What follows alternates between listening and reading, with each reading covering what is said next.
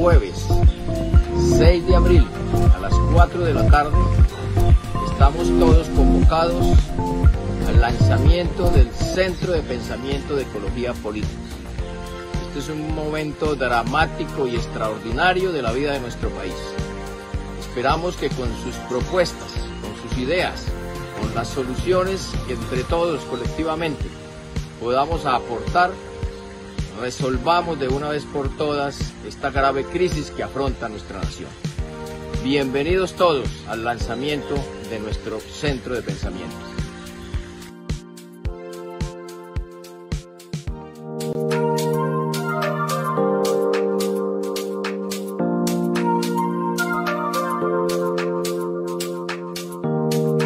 Tradicionalmente se ha planteado por parte de la teoría política que un partido político debe tener una militancia, debe tener una ideología, debe tener una vocación de poder y una normatividad interna a la cual se adecúen sus militantes. Pues bien, para que haya verdadera militancia debe ser en torno a una ideología, Por eso los centros de pensamiento son tan importantes, porque allí se debaten doctrinas, se debaten ideas, se solucionan problemas, se plantean cuestiones que tengan que ver con la construcción de la ideología y de la militancia.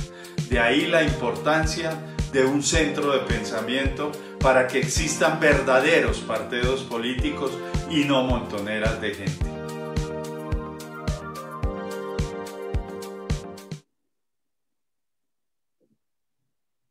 Muy buenas tardes para todos, amigos de Colombia y del mundo que hoy nos acompañan en este lanzamiento de lo que es el Centro de Pensamiento de Ecología Política, que hoy, con gran expectativa y en medio de esta drama y de esta crisis terrible que hoy golpea a nuestro país, hemos convocado para empezar este ciclo de conferencias, reuniones y exposiciones con el ánimo de encontrar soluciones, ideas, propuestas que nos ayuden a un mejor andar, que nos ayuden a guiar en este camino de conducir a Colombia por el camino del progreso, por el camino del bienestar, por el camino de una civilización cada vez más fraterna, cada vez más amistosa y en paz.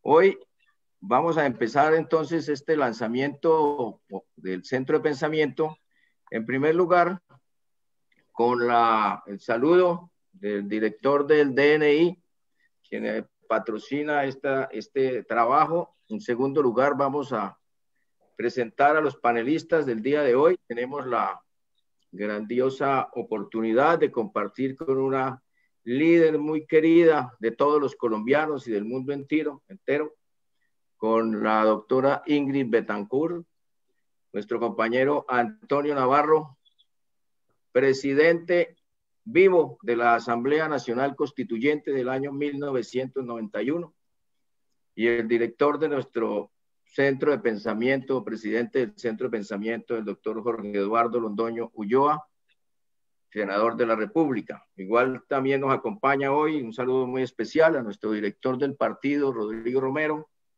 a nuestro senador Antonio Sanguino, quien hoy nos acompañará para hacer algunos comentarios al final del evento.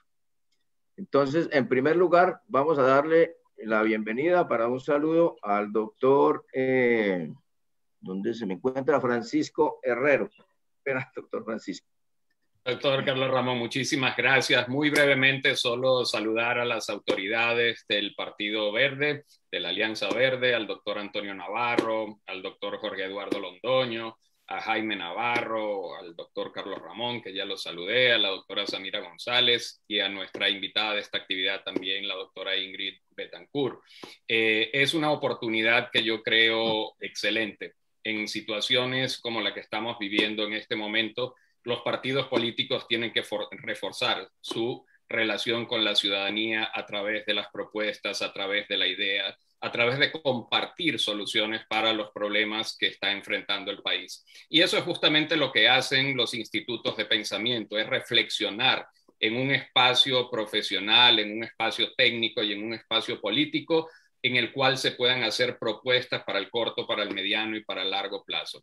Esta idea del Partido Alianza Verde, que hoy comienza a funcionar oficialmente, creo que nace en un momento particularmente especial. Les deseo con todo el afecto y todo el cariño que sea muy exitoso por el bien, desde luego, de la organización, pero sobre todo de todas las colombianas y de todos los colombianos. Un abrazo fraterno y les deseo mucho éxito en esta tarea.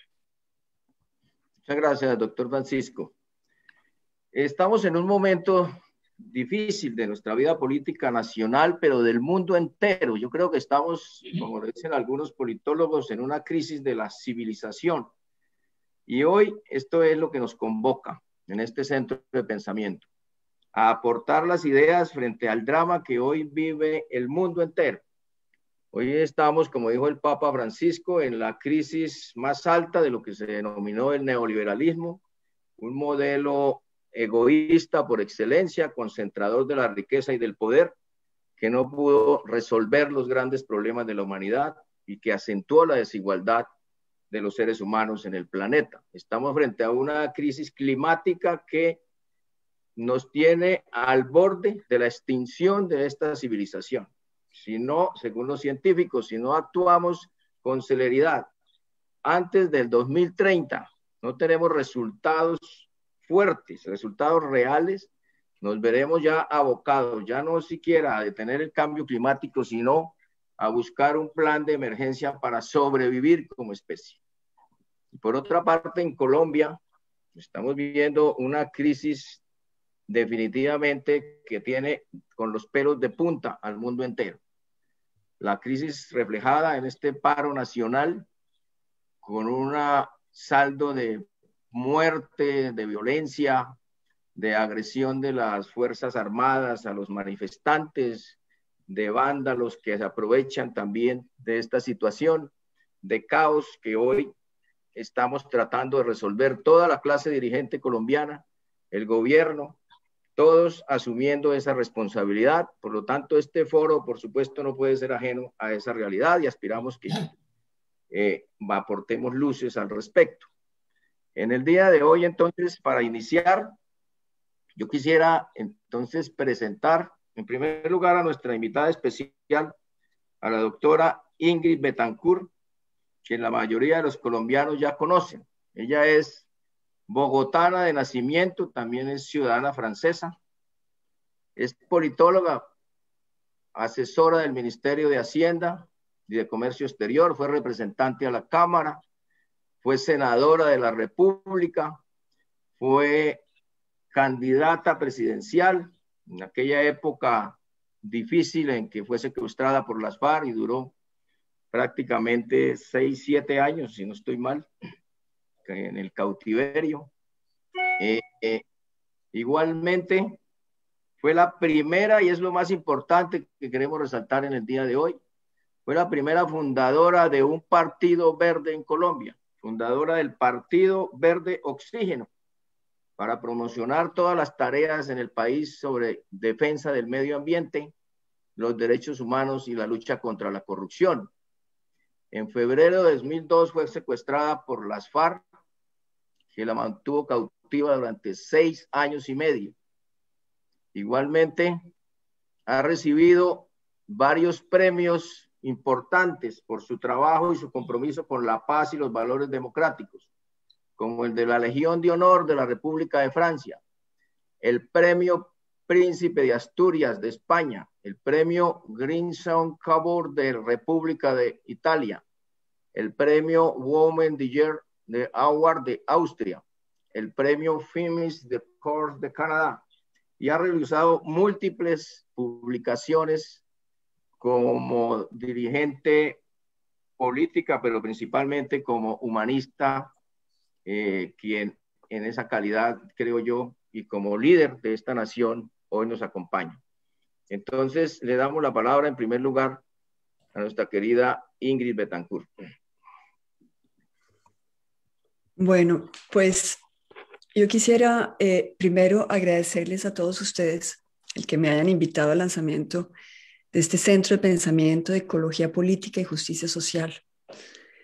Muy grata oportunidad de reencontrarme con tantos amigos del alma verde, por supuesto, y de compartir reflexiones con Antonio Navarro, con Carlos Ramón González, con Jorge Eduardo Londoño, en momentos en que el país, arremolinado por una gravísima crisis social, necesita que unamos nuestras mentes y pensemos con cabeza fría y con los ojos puestos en el horizonte que queremos para Colombia.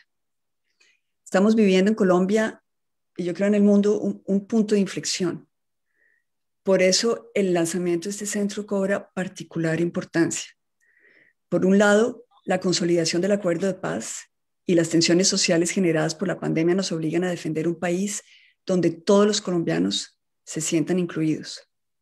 Por otro lado, como decía Carlos Ramón, nos quedan solo 2 periodos presidenciales antes del 2030, es decir, antes de que el cambio climático nos cobre facturas cada vez más altas en vidas humanas y en crecimiento económico si Colombia no hace la tarea que le corresponde.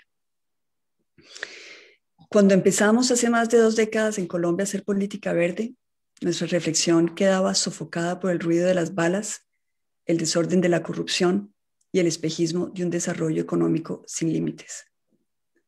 Hoy el mundo está dando un giro de 180 grados. Los líderes del mundo se preparan para una revolución tecnológica indispensable para preservar la humanidad. Revolución de una magnitud muy superior a la de la revolución industrial.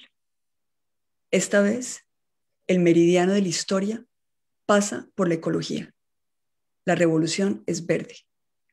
Esta es una oportunidad que los países que se lo propongan podrán atrapar al vuelo. Y yo quiero que Colombia sea uno de ellos. Desde la política de lo verde tenemos la obligación de diseñar una hoja de ruta que nos permita insertarnos en esa transformación. Este es el momento en que la Alianza Verde y este centro debe convocar a la sociedad colombiana para entrar en una amplia discusión sobre cuál es el país en el que queremos vivir. La meta mundial del cero neto para 2050 nos obliga a reflexionar sobre cuáles van a ser nuestras fuentes de energía y cómo las vamos a almacenar y a distribuir. Y responder a esta pregunta es ya de hecho replantear drásticamente nuestro modelo de desarrollo económico. La estrategia de crecimiento basada sobre productos de extracción no tiene futuro en un mundo que busca asegurar la supervivencia de la humanidad. Y esto para Colombia significa que nuestra política de exportación, diseñada hace 30 años, haciendo el petróleo y del carbón nuestra principal fuente de financiación, nos deja especialmente vulnerables en momentos en que el mundo busca reemplazar rápidamente estos productos. Miremos las decisiones que se están tomando en Estados Unidos, en Europa, en Japón y en China, para señalar solo los mayores compradores de estas materias primas, pero aún en los países del Golfo, para dimensionar los cambios tecnológicos que vienen a gran velocidad. Estos retos son en realidad una extraordinaria oportunidad para nuestro país. Colombia puede iniciar una transformación profunda de su organización económica y social, apostándole al desarrollo de nuevas industrias, cuando el mercado mundial está sediento de productos innovadores con tecnologías que se están apenas desarrollando. Esta transformación de nuestro tejido productivo puede ser el elemento catalizador para que por fin logremos acceder a una sociedad igualitaria y justa, rompiendo con las rigideces estructurales que nos mantienen entre los 15 países con mayores desigualdades sociales en el mundo. Ser verdes es tan simple como comprometernos con cambiar al mundo. Es darnos las herramientas para transformar a Colombia desde lo ecológico en una nación sin desigualdades sociales, de mujeres y hombres libres y solidarios. Debemos empezar por darle prioridad a inversiones que nos pongan a la vanguardia de la transformación tecnológica que se anuncia, como por ejemplo en planes básicos y urgentes, como el rediseño de nuestra red de transmisión eléctrica para que sea inteligente y 100% limpia. Y para ello debemos apelar a la capacidad creativa de nuestros profesionales y darle las herramientas a nuestra juventud para aportar soluciones concretas, convocando desde este centro, con el apoyo de la Alianza Verde, a las universidades para que abran concursos para apalancar el ingenio nacional.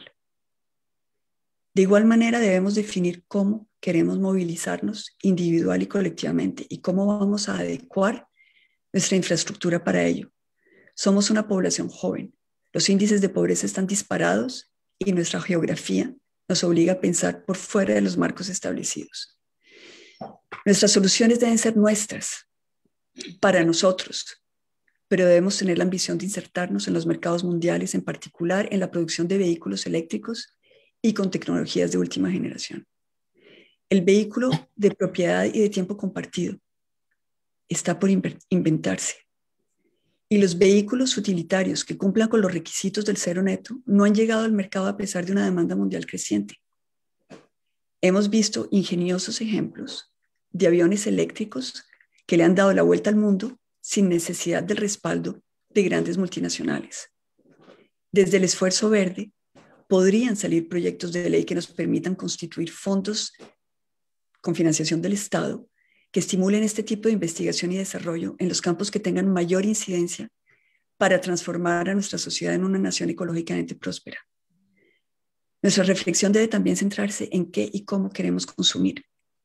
¿Cómo nos vamos a organizar para darle, por ejemplo, solución a la sobreproducción del plástico y su recolecta y su transformación? ¿Cómo vamos a hacer del reciclaje de ropa y de textiles una fuente de redistribución de ingreso? ¿Y cómo vamos a hacer del reciclaje en general una operación democrática de generación de riqueza al servicio de las comunidades? ¿Cómo vamos a incrementar nuestra capacidad de consumo en bienes que nos permitan diversificar nuestro tejido industrial, aportando el diferencial ecológico como valor agregado y abriéndonos a nuevas exportaciones netamente ambientalistas que cumplan con los requisitos del fair trade o comercio justo, con el apelativo de productos bio y siguiendo los procesos de empaque y distribución que nos permitan minimizar nuestra huella de carbono? Y todo esto necesita obviamente voluntad y organización, pero está a nuestro alcance. Debemos identificar cuáles son los sectores en los cuales necesitamos acelerar la transición productiva y energética y coordinar la formación de nuestros trabajadores en las nuevas técnicas y procedimientos de estas transiciones. Estamos hablando de transiciones laborales para las cuales debemos prepararnos, porque en los esquemas nuevos entran los aportes de la inteligencia artificial con los cuales debemos familiarizarnos a gran escala. Esta transformación económica tiene sentido para nosotros si está al servicio del ser humano y no lo contrario, con un ser humano esclavo de lo económico.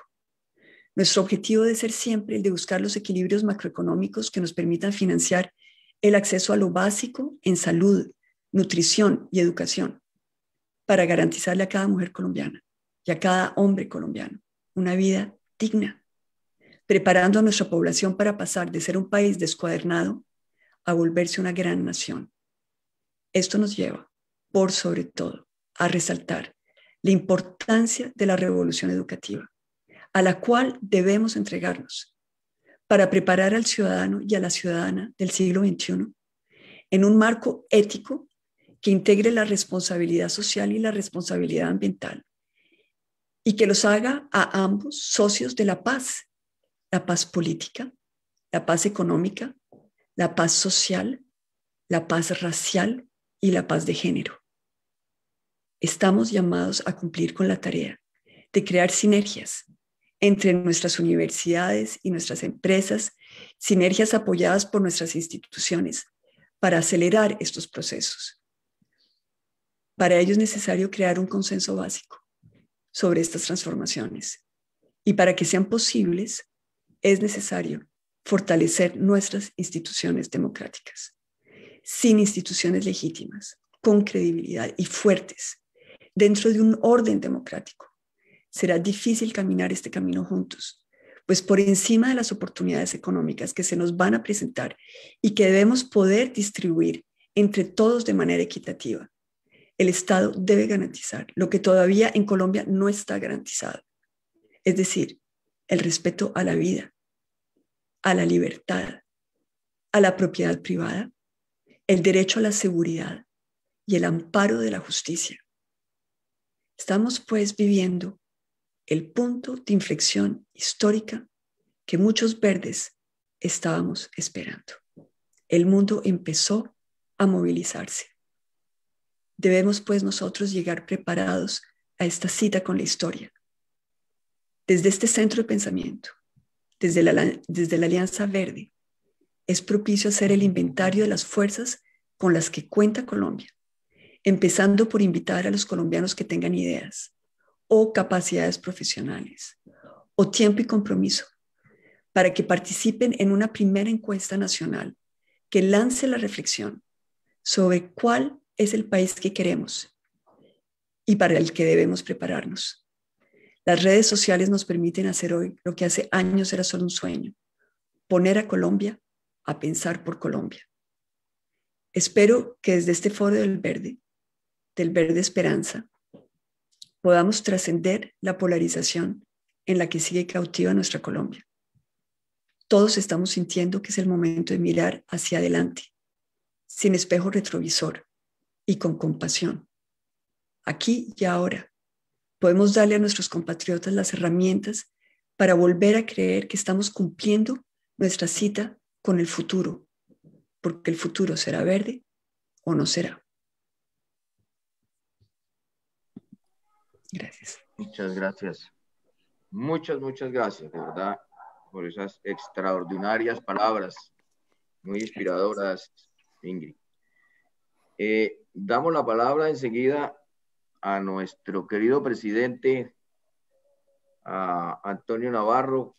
Hacemos una presentación de él hoy como un gran líder nacional que se jugó la vida en tiempos pasados por un país mejor, que lideró un proceso de paz en Colombia muy exitoso, tal vez el único proceso de paz exitoso que ha habido en este país, y que presidió la Asamblea Nacional Constituyente del año 91, que hoy rige a Colombia, una asamblea, una constitución llena de derechos, de amparos, que hoy protege en buena parte nuestra vida en Colombia.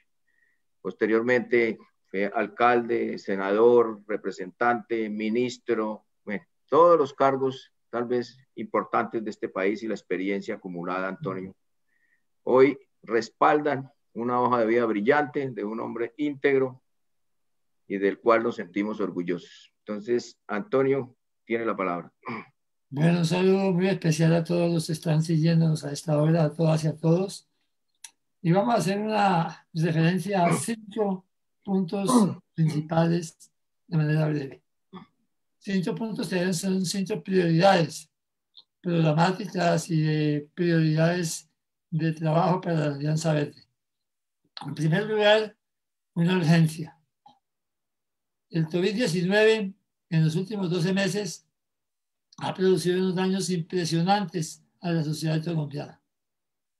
Retrocedimos de manera muy importante en la cantidad de pobres que había en el país. Hace un año teníamos 30% de la población en situación de pobreza. Hoy, un año después, pasamos ya el 40% de la población colombiana en situación de pobreza. Llegamos a niveles de desempleo sin antecedentes. Tenemos el retroceso en el crecimiento económico más grande desde que hay estadísticas en el último año. Y en general hemos recibido daños económicos, sociales y de igualdad, de aumento de la desigualdad en un país tan desigual como el nuestro. Y por lo tanto, una primera prioridad para este país urgente es ver cómo damos un paso adelante, cómo dejamos de estar tan afectados por esta pandemia y en la medida en que ella pase podamos recuperar, por lo menos parcialmente de manera urgente, las condiciones de vida para la mayoría de la población. Esto no estaba hace un año como una prioridad, pero hoy lo es.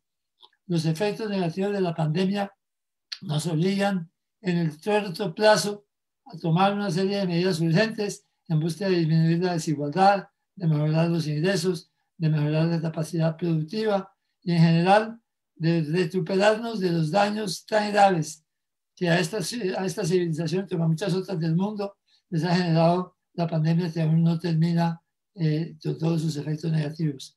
Esa es la primera área sobre la cual tenemos que trabajar. Si hubiéramos hecho este evento hace un año o un año y medio, ni se nos hubiera ocurrido pensar en algo de esta naturaleza, pero la realidad nos impuso esa prioridad y es una prioridad que tiene que empezar a funcionar desde este gobierno y mucho más desde el próximo gobierno, donde esperemos que esté en la cabeza alguien de la Alianza Verde o aliado de la Alianza Verde.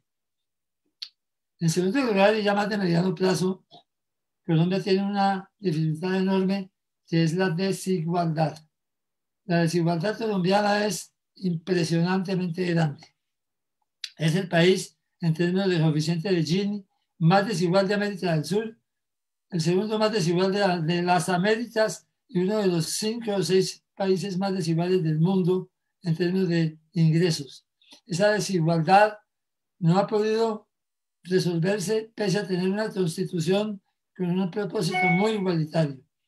La constitución colombiana, expedida hace 30 años, estableció un Estado social de derecho y una trata de derechos muy completa. Pero el cumplimiento de esos derechos ha sido sumamente lento porque hemos tenido gobiernos que le dieron prioridad a los modelos de desarrollo neoliberal. Ese neoliberalismo no ha sido capaz de producir la disminución de desigualdad que necesita una sociedad como la nuestra. Así que sin ser la sociedad más pobre de América Latina, sí es la sociedad más desigual de Sudamérica y una de las más desiguales del mundo. Así que el tema de la igualdad, de avanzar hacia la igualdad, de disminuir la desigualdad, es el segundo de todas las prioridades que tiene que tener quien llegue a gobernar este país en reemplazo de quienes están terminando su periodo en el próximo año y medio. Desigualdad, problema que tiene que volverse prioritario para resolver en la sociedad colombiana. En tercer lugar, somos una sociedad evidentemente que está en el mundo actual donde el calentamiento global, el cambio climático genera prioridades que Ingrid ha definido con mucha claridad. Pero además de lo que propone Ingrid, que yo comparto plenamente y para no repetir, hay que lograr que las fortalezas ambientales que tiene Colombia se mantengan. Colombia tiene muchísimas áreas verdes, muchísima producción de oxígeno, muchísimas zonas de conservación que están siendo afectadas de manera grave. La deforestación en la Amazonia colombiana está avanzando a pasos sumamente acelerados y es esencial hacer un esfuerzo muy grande por conservar esos bosques, esa naturaleza que nos ha dado la herencia de vivir donde vivimos y que es una responsabilidad nuestra conservarla, mantenerla y preservarla. Y además, preservar el agua. El agua también está siendo secada por proyectos de diversa naturaleza que no respetan los páramos, que no respetan la biodiversidad, que no respetan el agua en la naturaleza colombiana, que es otra de nuestras grandes herencias que debemos preservar, mantener y cuidar para el futuro. De manera que no solamente avanzar hacia la disminución de las emisiones de gases de efecto invernadero y todos los efectos del cambio climático, sino conservar la fortaleza ambiental que todavía tiene una tierra como la tierra colombiana donde hoy vivimos. En cuarto lugar, decíamos desde la época de la Asamblea Constituyente que la democracia del siglo XXI es la democracia de participación. Y hemos dado muy pocos pasos en el avance hacia la democracia participativa. Seguimos teniendo una democracia representativa y limitada que muy poco ha hecho para lograr que la participación sea un elemento central de la democracia actual. Lo que estamos viviendo en estos días, más allá de las dificultades propias de la realidad, de la disminución de los ingresos, de la pobreza, del aumento de la pobreza, de los efectos del COVID-19 negativos en nuestra sociedad, es también sobre todo una insuficiencia de participación. La gente no se siente oída, la gente no se siente capaz de que sus voces produzcan efectos y produzcan resultados, no se siente interpretada por quienes dirigen el país. Por eso, avanzar hacia la democracia participativa, la democracia del siglo XXI, es un elemento esencial de las prioridades que debe tener la sociedad colombiana hacia el futuro. Y por fin, no podemos olvidarnos de lo que aparece siempre de primera en todas las encuestas en Colombia, la corrupción. La corrupción en Colombia es grande, tal vez sentimos que es más grande de lo que realmente es, pero es una prioridad esencial para tener participación, para tener confianza de los ciudadanos en su Estado, que haya efectos reales y concretos para disminuir la corrupción. Una de las cosas que lanzó en su momento este partido fue la consulta anticorrupción de hace unos 3 años. Esa consulta anticorrupción generó una movilización ciudadana sumamente grande de apoyo y hubo más votos en la consulta anticorrupción que los votos que eligieron al presidente de la República. No podemos olvidarnos de ese sentimiento anticorrupción tan grande que tiene Colombia y por lo tanto al presentar y efectuar y sacar adelante medidas concretas anticorrupción es otro tema en el cual debemos prestarle toda nuestra atención, toda nuestra seriedad, todo nuestro apoyo. Y claro, por supuesto, si vamos a hablar de disminuir la desigualdad, tenemos que hablar de educación. Si vamos a hablar de disminuir los efectos del COVID, tenemos que hablar de mejorar la salud, que son elementos centrales de lo que es una sociedad que funcione bien. Estos son en resumen, las cosas que quería decirles, en lo que pudiéramos llamar algo en las elecciones que hemos hecho, llamamos la llave del buen gobierno, unas prioridades que todo buen gobernante debe tener, que deben ser prioridades del partido y que deben aplicarse de manera concreta en el mundo real. Muchas gracias. Muchas gracias, Antonio. De verdad, muy importante, muy brillante exposición. Damos entonces ahora la palabra a nuestro querido senador Jorge Eduardo Londoño, presidente del Centro de Pensamiento. Él es en principio, catedrático, profesor universitario, doctor en muchas cosas, pero principalmente dedicado al derecho, especializado y doctorado en Europa. Hoy ha sido senador, gobernador, o en este momento actúa como senador de la República y sobre todo ha sido uno de nuestros también cofundadores de este partido Alianza Verde. Entonces, bienvenido, senador Londoño. Carlitos, muchas gracias y un saludo muy cordial, efusivo, cariñoso a todos y cada uno de quienes interactúan en este evento que de verdad es bien importante. Un saludo a Antonio, a Rodrigo, a Ingrid, de verdad que interesante poder compartir este espacio, a Francisco Herrero, a todos los del equipo del Centro Pensamiento que tanto se han esmerado para que esto salga bien, a todos estos jóvenes, a todas estas jóvenes, de verdad, muchas gracias. Voy a hacer una reflexión muy sencilla que tiene que ver, obviamente, con el tema ambiental, el cual no podemos nosotros desligar de lo institucional, de lo económico y de lo cultural. Nuestra constitución fue una constitución de verdad, como lo decía Antonio, de avanzada, pero fue de avanzada en la parte dogmática. En su parte orgánica se quedó en el siglo XIX. Y entonces nos corresponde adecuar esa parte dogmática a la parte orgánica. ¿Y cómo la vamos a adecuar? Pues a través de un cambio institucional muy profundo que es necesario. Un cambio que tiene que ver con la autonomía territorial, con esa capacidad que puedan tener los entes territoriales de decidir dentro de esa percepción de otredad, de alteridad, sus temas de salud, de educación, de transporte, de ambiente, de turismo.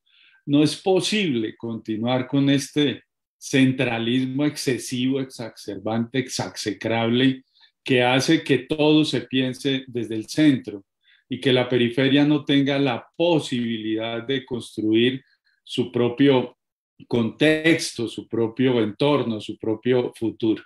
Ese cambio institucional que hace referencia a la autonomía es vital, es vital. Es sabido por todos que lo que más inspira temor a los hombres es aquello que los aparta de sus costumbres, decía Dostoyevsky. Y cada vez que hablamos de cambios de este tipo sí que es problemático porque los entes territoriales desde 1886 se acostumbraron a depender de un centro que es el que provee todas sus políticas, que es el que en determinado momento reemplaza su capacidad de innovación, de creatividad, y entonces obviamente este no va a ser un cambio fácil, pero hay que hacerlo. Igualmente el presidencialismo. En este periodo de pandemia en el mundo, pero sobre todo en Latinoamérica, se demostró que el hiperpresidencialismo era lo que en determinado momento se imponía ante épocas de excepción. Y el presidencialismo nuestro sí que es problemático, porque es que nuestro presidente maneja el poder legislativo a través de la construcción de mayorías con dádivas, pero también maneja parte del poder judicial cuando nombra fiscal. También maneja los entes de control cuando nombra procurador, cuando nombra contralor, cuando a través de su intermediación coopta muchas de las instituciones que deberían tener total independencia. Y ese es uno de los principales problemas de la corrupción. La corrupción no la vamos a atacar con más normas ni pidiéndole a los congresistas que presenten declaración de renta, no. Si no hacemos un cambio institucional a través del cual la Procuraduría, la Contraloría y la Fiscalía sean entes autónomos e independientes, sino que continúen como lo son hoy, cooptados por la clase política, la corrupción no se va a poder resolver.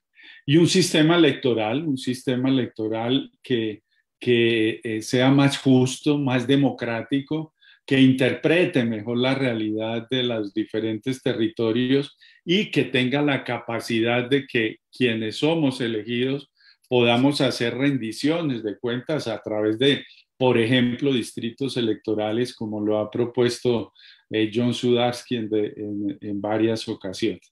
Ese cambio institucional entonces es vital, pero también debe haber un cambio de modelo económico.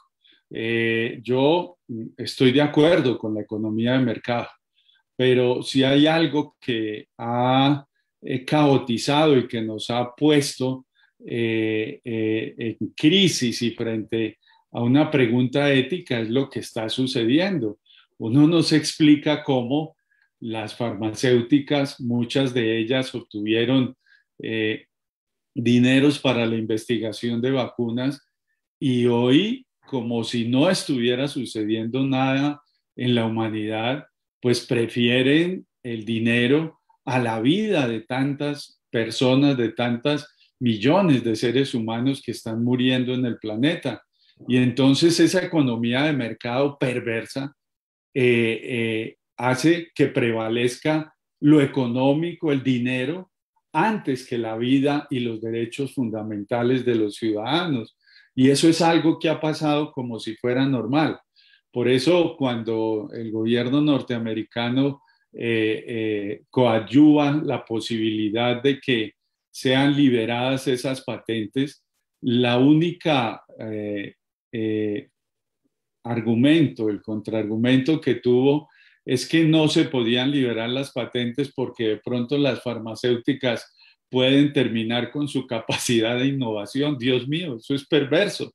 Estamos viviendo en un mundo en el cual no solamente construimos una economía de mercado, que podría ser interesante discutirla, sino construimos una sociedad de mercado, a través de la cual lo importante es el consumo y a través de la cual no hemos construido ciudadanía, sino se han construido consumidores.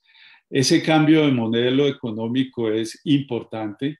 En nuestro caso colombiano ya se ha propuesto una reforma tributaria progresiva en donde los que más tienen tributen más, como corresponde a los principios liberales que fueron los que crearon esa teoría tributaria, en donde pueda existir una renta básica que es quizá el derecho fundamental del siglo XXI, en donde, como lo planteaba Antonio, haya una lucha frontal, sin pausa, sin reposo, contra la corrupción, y en donde exijamos coherencia de nuestros mandatarios, porque es que a mí me aterra ver cada día más cómo tanta gente habla de la transparencia y habla en contra de la corrupción cuando uno sabe que sus actos son corruptos y poco transparentes. Esa coherencia de la cual habla una filósofa interesantísima, Amaya, es decir, esa coherencia entre lo que se piensa, se dice y se hace es vital. Y en nuestro caso, el regreso a una economía campesina. Hace poco, Ingrid, terminé de leer un pequeño libro de Edgar Morin. Es un filósofo francés ya de mucha edad y él ahí nos confronta con la realidad que va a vivir el mundo. Y dice, el mundo va a regresar a la economía campesina. Es decir, esos grandes monocultivos, esos esas grandes extensiones de tierra y en nuestro caso, por ejemplo, de palma de aceite, eso van a tener que ceder ante esa pequeña economía. Y él ahí pronostica y nos llama la atención en que el mundo se puede ver envuelto en una falta de alimentos. Y entonces en nuestro caso colombiano, en donde estamos importando alrededor de 14.300.000 toneladas de alimentos, ¿qué vamos a hacer? ¿Cómo vamos a alimentar? No podemos dejar que ni nuestro país ni el mundo pueda tener una hambruna. Bueno, y obviamente un cambio en lo ambiental, ya Ingrid y Antonio pues lo han planteado con mucha profundidad. Ese cambio ambiental y esa ecología política pensamos que debe tener un enfoque interdisciplinario y multidimensional en donde miremos el tema de la conservación, del extractivismo. Es una de las formas de reactivación económica que está planteando el gobierno actual y que sería nefasto si nosotros tuviéramos que aprobar el fracking y la explotación de grandes minerías. Sería bien problemático. Debemos mirar muy bien lo de los conflictos socioambientales y la violencia que produce el querer apoderarse de esa diversidad ambiental que nosotros tenemos y la justicia y la gobernanza ambiental, reconociendo la necesidad de descentralizar la acción y hacerle un reconocimiento obviamente a las comunidades que luchan contra el cambio climático y la pérdida de la biodiversidad. Esas comunidades que pasan desapercibidas, pero que son quizá las que en determinado momento nos dan la posibilidad de construir y de conservar en nuestro ambiente. Y finalmente diría que ese cambio cultural. Gramsci, ese filósofo, politólogo, sociólogo italiano, decía que crisis es cuando lo viejo está muriendo y lo nuevo se resiste a nacer. Esa frase siempre me ha parecido que está cargada de una profundidad muy interesante. Y en este momento nosotros nos encontramos en esa crisis. Así no queramos ser conscientes de lo que está sucediendo.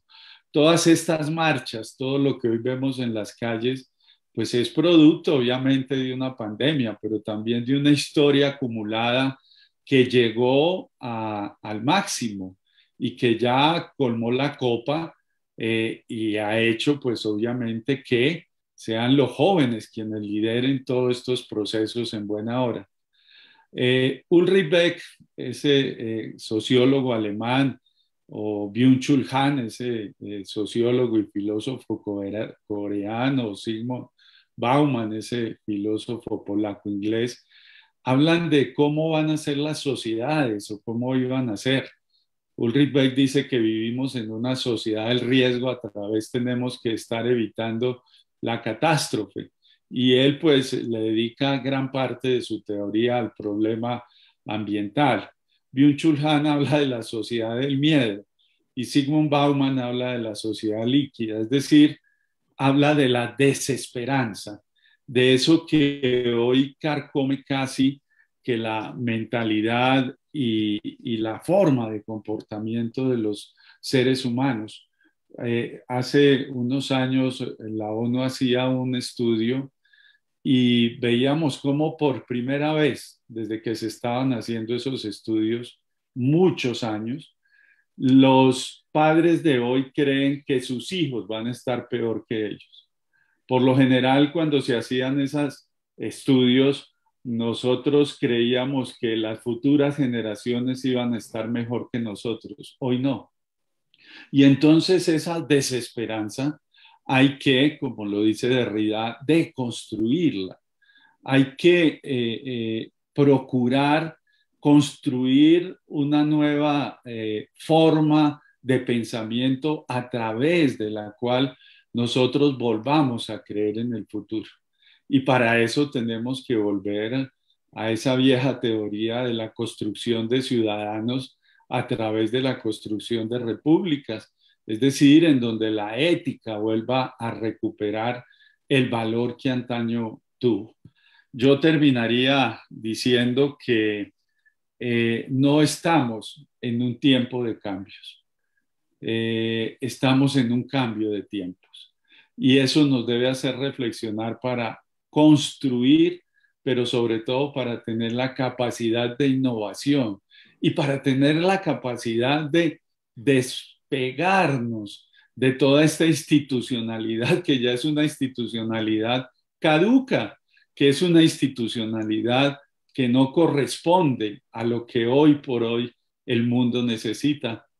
Ingrid nos retaba a asumir varias responsabilidades en lo que tiene que ver con lo ambiental, pero para eso vamos a necesitar una constitución que adecue su parte orgánica al siglo XXI, una economía mucho más humana, en donde no promovamos solamente consumidores, sino también ciudadanos, un ambiente en donde entendamos que nosotros no podemos continuar en esa teoría antropocéntrica de creer que la naturaleza está al servicio de nosotros, sino que nosotros somos parte de esa naturaleza, y un cambio cultural en donde la ética y las buenas maneras, las buenas costumbres recuperen lo que hoy hemos perdido. Gracias, presidente.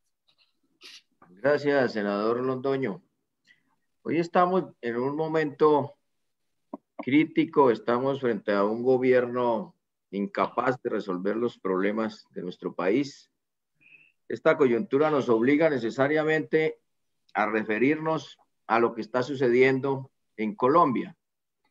Y Ingrid, digamos, una pregunta para ti. Hace unos días diste una entrevista en un medio de prensa colombiano en donde planteabas que en este momento más que impuestos hay que hacer una reingeniería al Estado colombiano. Y entre otras cosas, porque definitivamente este es un régimen, como decía Álvaro Gómez, está en crisis. Aquí hay que cambiar el régimen político. Entonces, quisiera que nos profundizaras un poco más sobre cuál sería la idea para contribuir o qué idea se podría desarrollar alrededor de un cambio institucional, un cambio de sistema. ¿Cómo podríamos pensar en esto? Bueno, yo te agradezco mucho, Carlos, que hablemos un poquito de eso. En realidad yo estoy muy sintonizada con lo que decía Jorge Londoño, porque creo que efectivamente hay un primer aspecto sobre el cual tenemos que trabajar, que es el equilibrio de los poderes y la posibilidad de que haya un control al Poder Ejecutivo, que en este momento es un poder prácticamente dictatorial en Colombia, es decir, tiene tentáculos por todos lados. Entonces, hay varias maneras de hacerlo. Una, yo creo efectivamente que hay que lograr la autonomía de los entes de control, Fiscalía, Procuraduría, Contraloría. Es difícil tratar de crear esquemas que sean novedosos.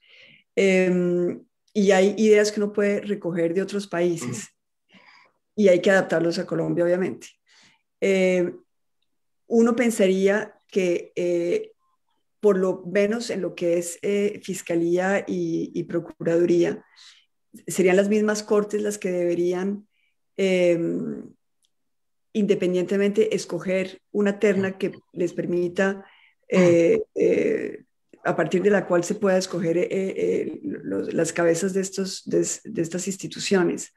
Ahora, creo que para que la cosa funcione realmente, tenemos que darle mucha independencia al Poder Judicial, y yo he estado reflexionando en la posibilidad de crear ciertas cortes con jueces, no sé si será la Corte Constitucional o el Consejo de Estado, es decir, es para reflexionarlo, eso es un debate que tenemos que tener entre nosotros, pero con jueces de por vida. Es decir, que saquemos un poquito a los jueces de esa especie como de precariedad que ha creado lo político y que los vuelve dependientes de lo político. Es decir, necesitamos realmente cercionar esos vasos comunicantes entre el poder ejecutivo y la justicia. Yo creo que eso es muy, muy importante.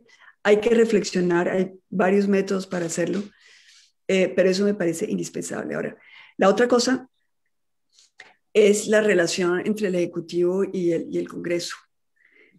Nosotros tenemos un Ejecutivo que tradicionalmente ha venido, es decir, todos los gobiernos lo han hecho, eso es lo que llamamos gobernabilidad, y gobernabilidad en Colombia es corrupción. Es decir, la única manera de gobernar es repartiendo puestos, repartiendo contratos, repartiendo embajadas, y eso obviamente una de las razones por las cuales esto es decir, ha prosperado es porque no hay la posibilidad de una oposición organizada y no hay estatutos de la oposición. Yo sé que Juan Manuel Santos trabajó en el tema, pero yo creo que tenemos que ir mucho más lejos. Yo creo que tiene que haber la posibilidad de que el Congreso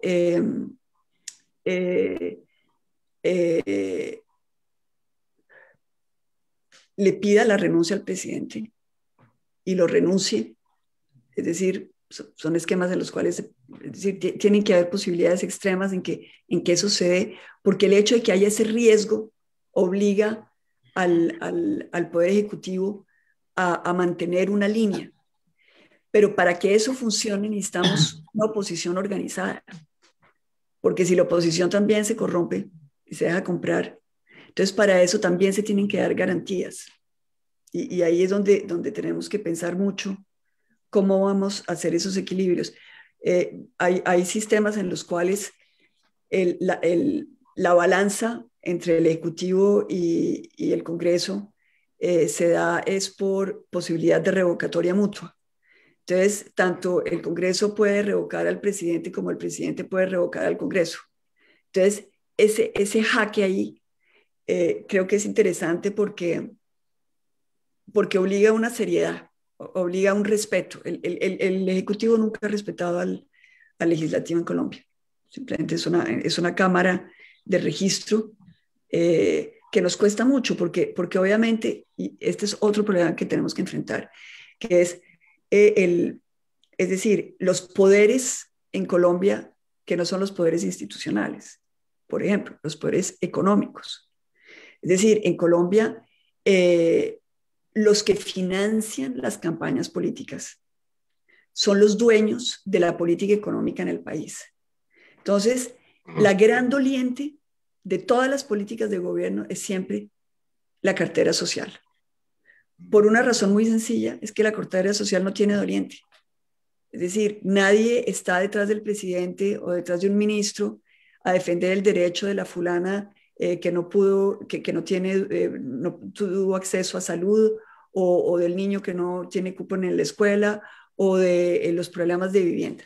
No, los que tienen posibilidad de agenciar y de influir sobre la política del país y en la política económica, en reformas tributarias, en contrataciones, etcétera, son los que han financiado las campañas presidenciales. Entonces, yo creo que hay algo que se tiene que hacer, que nosotros deberíamos proponer, que es la financiación estatal de las campañas. Y esto simplemente por una razón. Primero, porque una financiación estatal puede costar nada, en el sentido de que hoy en día lo que se dan son derechos de proselitismo. Es decir, la posibilidad de tener espacios en la radio o en la televisión, y todas esas son concesiones de Estado. Entonces, eso se puede organizar de una manera a que al Estado no le cueste, pero que los candidatos estén en igualdad de condiciones. Ahora, uno de los rubros en las campañas que ayudan a fomentar el clientelismo y la compra de votos es el tema del transporte el día de votación. Eso debería ser público, debe ser gratis para todo el mundo. Es decir, hay cosas que se pueden hacer que nos permitirían afectar la eficiencia del clientelismo. Entonces, creo que hay que irlo pensando. Estos son obviamente, es decir, hay que pensarlo mucho. Por ejemplo, la reforma electoral de la cual hablaba Jorge es muy, muy importante. Y hay que irla como sintonizando. Nosotros sabemos, yo no sé si ustedes se acuerdan, pero con el gobierno de Pastrana, uno de los, el acuerdo principal que habíamos hecho para apoyarlo era que se hiciera un referendo contra la corrupción que pasaba por una reforma electoral. Y esa reforma electoral, muchos de los elementos de esa reforma electoral los hizo después Uribe en su referendo, que sí pasó. Pero el resultado que tenemos hoy, hay cosas buenas y hay cosas malas. Entonces tenemos que mirar qué es lo bueno dentro de lo que se hizo y qué es lo que tenemos que reformar. Es decir, hay que ir haciendo ese fine tuning, ¿no? Como dicen los ingleses, esta sintonización como al detalle para entender dónde es que tenemos que ir más lejos, dónde tenemos que cambiar, dónde tenemos que cortar. Es decir, todos esos son elementos sobre los cuales tenemos que reflexionar. Bueno, muchas gracias, Ingrid. Antonio, yo quisiera como una reflexión tuya, tú que eres el padre de la Constitución del 91, es decir, ¿qué elementos de esa Constitución hoy habría que mejorar, habría que reformar para que realmente se garantizase un equilibrio de poderes y pudiese garantizar también una cosa en la que usted ha sido muy insistente, garantizar que haya una real democracia participativa? Yo creo que en el 91 tuvimos que hacer una constitución en un tiempo demasiado breve. Teníamos solamente 5 meses para todo el trabajo de hacer una constitución nueva. Y eso es un tiempo muy breve para poder pensar suficientemente las cosas que hay que hacer. En aquella época se habló de la posibilidad de estudiar el régimen parlamentario.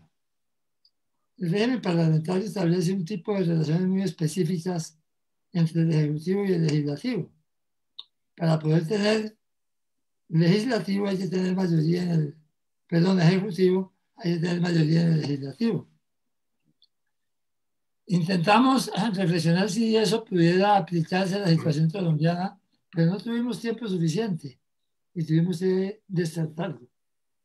Yo creo que el régimen parlamentario, que es predominante en Europa, en muchos países de Asia, tiene ventajas de complementos y necesidades mutuas entre ejecutivo y legislativo. Sin la inestabilidad total que puede generar la posibilidad de que se pueda destituir el presidente o viceversa. Que es lo que, por ejemplo, está pasando en el Perú. En el Perú han tenido varios presidentes y presidentes destituidos por el Congreso. Y yo creo que eso finalmente genera una inestabilidad del Estado que no es, que tiene cosas buenas, pero que al mismo tiempo genera dificultades que no son fáciles de manejar. A mí sí me parece que estudiar bien, y no digo que es la solución, pero estudiar bien la posibilidad de un régimen parlamentario en Colombia es algo que vale la pena que se le meta el diente de verdad. No podría decir, repito, si funciona bien o no. Ingrid estaba viviendo en países de régimen parlamentario, pudiera darnos su opinión al respecto.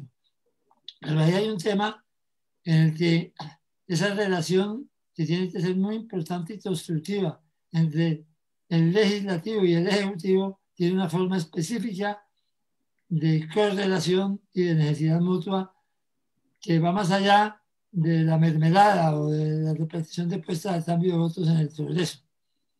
De manera que es un tema que no se estudió lo suficiente en el momento de tomar decisiones en 1991 y que creo que vale la pena darle una mirada bien dada para ver si puede ser una solución mejor que la que tenemos en el país, de un ejecutivo repartidor de puestos, presupuestos y de corrupción a cambio de los votos en el Congreso. Otro tema que en la constituyente del 91 no funcionó bien fue la descentralización. Evidentemente se intentó hacer un proceso de descentralización con una transferencia creciente de recursos, pero el gobierno nacional no quería que eso sucediera. Entonces terminamos con un artículo transitorio que pocos años después fue modificado. Para que ustedes tengan una idea de cómo funciona en este caso la descentralización en Colombia, de los recursos públicos, el 89% de esos recursos públicos los administra el gobierno nacional, directa o, digamos, delegadamente, pero los administra el gobierno nacional. Las transferencias a los municipios y departamentos que llegaron a ser, así fueran de recursos del gobierno nacional, pero transferencias a departamentos y municipios llegaron a ser 40 o 41% del presupuesto nacional. Hoy no pasan del 28%. Quiere decir que en descentralización hemos retrocedido, que lo poco que se avanzó y fue insuficiente en 1991 ha retrocedido. Y hoy tenemos menos descentralización que la que teníamos en el año 2000, por ejemplo. De modo que ese es otro tema en el cual creo que avanzamos menos de lo que deberíamos y necesitamos avanzar. En tercer lugar, en democracia participativa, pues le entregamos el desarrollo de los elementos y los mecanismos de democracia participativa a las leyes que los reglamentaran.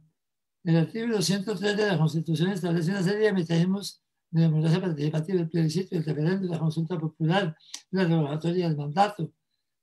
Y esas cosas fueron reglamentadas de un modo tan complejo que son muy difíciles de aplicar. Mire, que tiene más democracia participativa Estados Unidos, que es un régimen presidencial. Con descentralización sí, pero un régimen presidencialista. Pero allá, cada vez que hay elecciones en los estados, se toman decisiones sobre asuntos de diversa naturaleza que pueden ser diferentes de un estado a otro y se han llevado a tomar decisiones en muchas áreas específicas de comportamiento de los estados.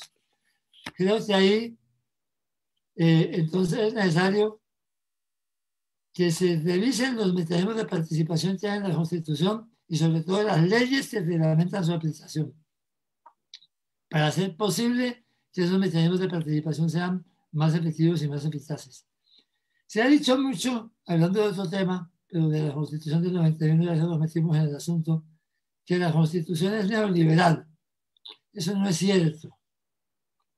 La Constitución del 91 es neutra en términos del modelo económico que se aplica en un momento determinado y depende del gobierno que es elegido por el voto popular. Los que han sido neoliberales son los gobiernos que han aplicado la Constitución. Y por eso la aplicación de los derechos ha sido tan limitada. Pero porque los gobiernos han sido elegidos con programas neoliberales.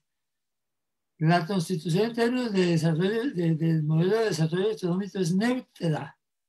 Tiene la posibilidad de mecanismos de intervención del Estado en la economía múltiples, pero no se han aplicado sencillamente porque los gobiernos que han sido elegidos a lo largo de todos estos años han sido gobiernos que han preferido, y desde la época de la constituyente, que han preferido el esquema neoliberal, el esquema de darle toda la prioridad al mercado y disminuir la prioridad a la intervención del Estado en dirigir elementos de la economía.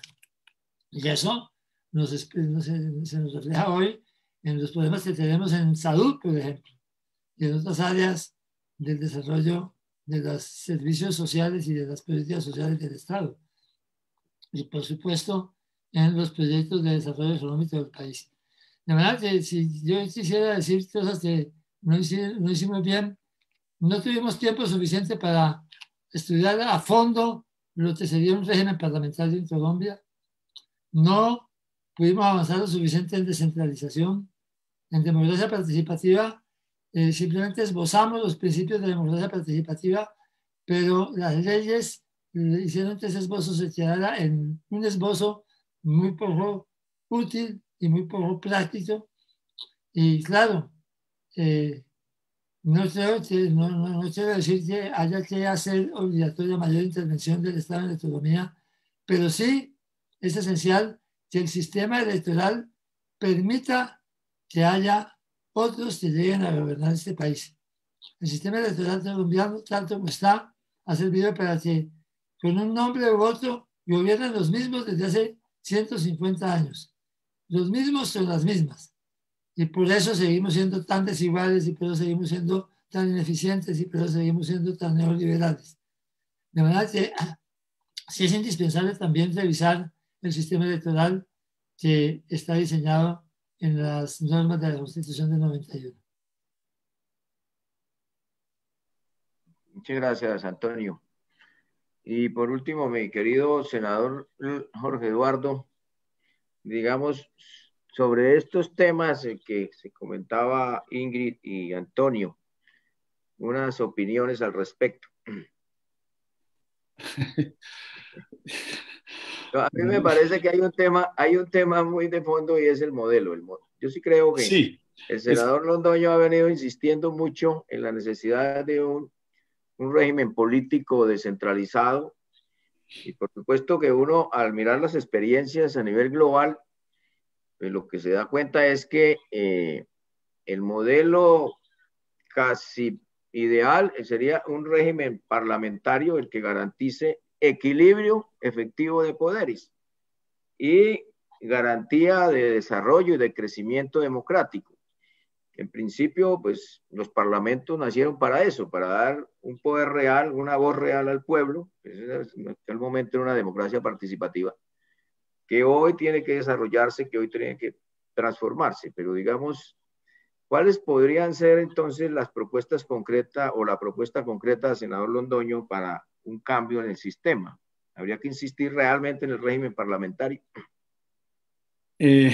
A ver, Carlos, sí, yo creo que Ingrid y Antonio ya lo han expresado y vuelvo e insisto, mire, ese fue un problema constitucional que se dio en todos los países de Latinoamérica, por allá en la época de los 90, cuando muchos países cambiaron su constitución, Argentina, Perú, Colombia, Ecuador, y es que hubo como una falta de armonía entre lo orgánico y lo dogmático.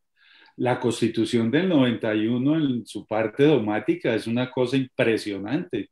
Es decir, tuvo la capacidad de avisorar el siglo XXI con derechos fundamentales. Imagínense usted un artículo que dice que derecho fundamental será aquel que es inherente a la persona. Eso es espectacular, es exquisito. Todos esos mecanismos de protección de los derechos fundamentales, la acción de tutela, las acciones populares, la acción de cumplimiento, eso fue muy bien elaborado y los constituyentes del 91 fueron muy sabios en ese sentido. Pero la parte orgánica, por lo que comenta Antonio, pues no la estudiaron muy a fondo. Y la autonomía territorial es vital, la autonomía no entendida como autarquía, es decir, la capacidad que tienen los entes territoriales de autoadministrarse, sino como la capacidad que tienen de autodeterminarse a través de normas propias. Porque es que el centralismo, cuando la cláusula general de competencia legislativa está en un solo centro, pues eso es problemático, porque todo desde el centro se manipula. Antonio hace referencia, por ejemplo, a los mecanismos de participación ciudadana. Imagínense ustedes un referendo que se llama, es que uno de los mecanismos de participación ciudadana por excelencia, que tiene que ser aprobado por el Congreso. Pues eso no es un mecanismo de participación ciudadana, esa es pura democracia representativa. Por fortuna, cuando fuimos ponentes de la ley de participación, pudimos lograr que a nivel departamental y municipal eso no se diera y que ellos sí puedan hacer referendos directamente. Entonces, Se necesita un sistema verdaderamente autonómico, de autonomía más que de autarquía, de descentralización. Se necesita ese cambio del sistema presidencialista. Duverger decía que los sistemas latinoamericanos ni siquiera somos presidenciales, sino que somos presidencialistas. Hasta en eso, pues es como una degeneración del sistema presidencial norteamericano. Y el sistema parlamentario es interesante, Ingrid lo decía, en nuestra Constitución, por ejemplo, se estableció la moción de censura. Claro, pero no se estableció el poder de disolución del Parlamento, como sucede en el derecho inglés, que el primer ministro puede disolver el Parlamento, convocar a elecciones y obviamente el Parlamento puede ejercitar la moción de censura. Es decir, fue una figura incompleta. Entonces hay que diseñar un verdadero modelo de sistema parlamentario. El sistema electoral, pues ese es un sistema problemático porque cuando se habla de sistema electoral hay que hay que poner en acuerdo a todos los partidos políticos porque es lo que tiene que ver con la ingeniería constitucional y la ingeniería democrática.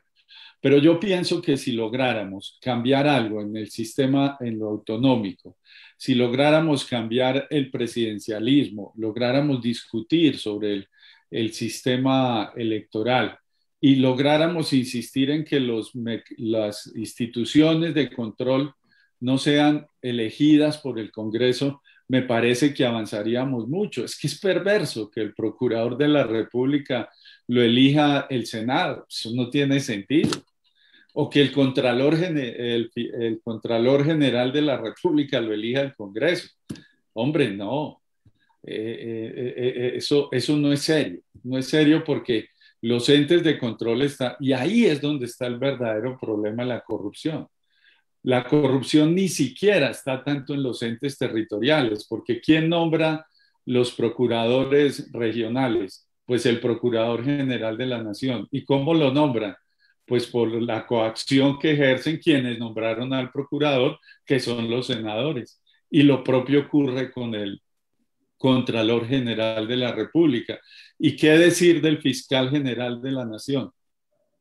Que prácticamente pues lo nombra el presidente de la República. Entonces, un ejecutivo con un poder tan exorbitante, con ese hiperpresidencialismo, es realmente preocupante.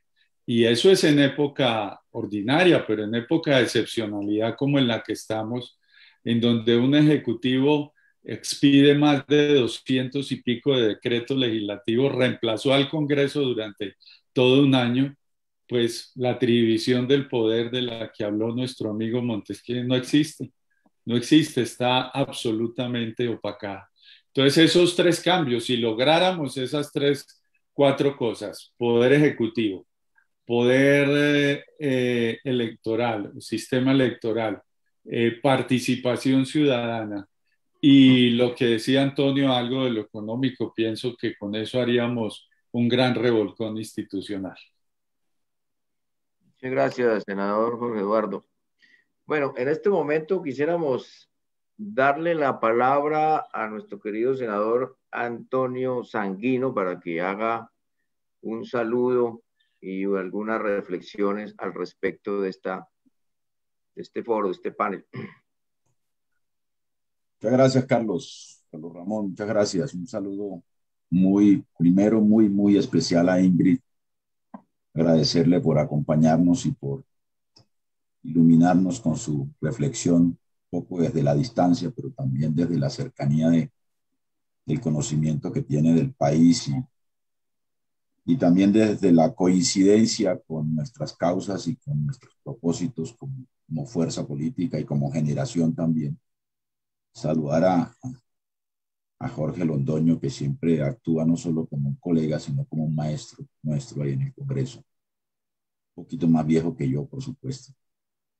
No mucho, a mí no me han vacunado tampoco, Tony. Bueno, por allá está cerquita de la cola. Y Navarro, Antonio, que que es además un referente del país y un gran constructor del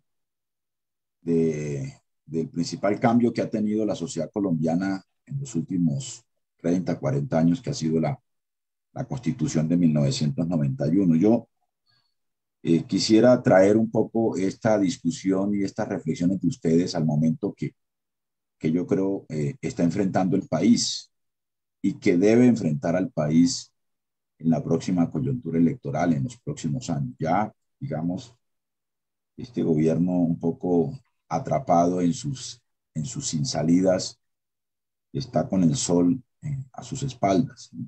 Y esperemos que no solo ese sol en las espaldas lo tenga el presidente y este gobierno, sino la fuerza política que representa este gobierno que si se mantiene en el poder puede no solo evitar estos cambios que ustedes están reclamando y anunciando como necesarios, sino que puede significar un retroceso, digamos, desafortunado para la democracia colombiana, porque es un proyecto que representa no solo una amenaza para la democracia y para, digamos, y para ese consenso básico que está consagrado en la Constitución del 91, sino que además tiene un discurso, digamos, negacionista del cambio climático. Y tiene además una mirada, digamos, de la economía y de la redistribución del ingreso, de los derechos sociales, una mirada y una perspectiva que nos colocaría también en una perspectiva de profundización de las desigualdades y de las fracturas de la sociedad colombiana. Así que, digamos, yo creo que estamos en un momento crucial y ese momento crucial, si somos capaces de entenderlo y si somos capaces de construir las condiciones políticas y sociales que recojan todo este malestar social que se está expresando en estos días, en este paro nacional, pero que además le pueda ofrecer al país una perspectiva de futuro de mediano plazo, podría combinar o recoger tres cambios que a mí me parecen importantes.